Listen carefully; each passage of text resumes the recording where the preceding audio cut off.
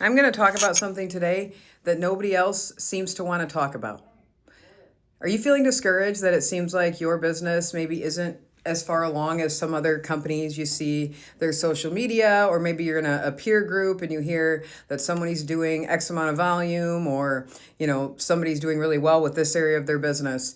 I think a lot of times we don't hear anything about the losses, anything about the tough parts, anything about, the areas in business that we don't want to glamorize, which is, the days where we're pulling 12-hour days and, we get home and we're an asshole to our spouse because we just can't handle one more thing today. I don't think we talk about those things. I think we constantly compare the insides, which means everything we see going on inside at our business, to other companies' outsides. So you're seeing the highlight reel of what they want you to see, and you're going, oh shit, we got so many problems, we couldn't possibly get here. Let me tell you the truth, okay? Here's the truth that nobody wants to tell you.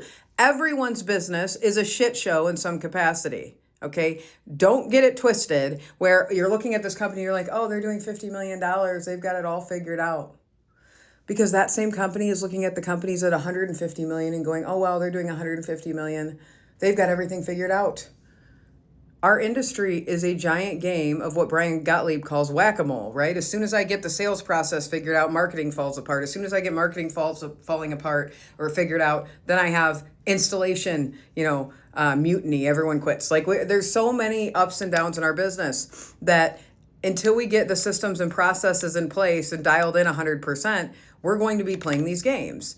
And the reality is that that's a normal part of this business. So just when you think that your company is a shit show and you're not doing as well as everyone else, you're likely doing some things really well, and maybe there's other areas that need work. But I don't think we talk about this enough. It just seems like everyone's winning all the time, and we start thinking everyone but us. The reality is that I've worked with over 500 multi-million-dollar home improvement companies, and they all have issues. Some larger issues than others, right?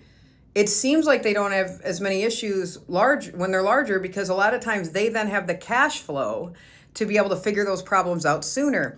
That's the only thing, is that when we are smaller and we have to solve these problems, right? Cash flow solves a lot of problems. I can afford to pay the experts when I have cash flow. I can afford to find someone who's been through the same issue and ask them to help me through it. I can afford to clean up after, a tough install. I can afford to do something nice for a customer to, sort of soften the blow that the installation didn't go the way we wanted it to go.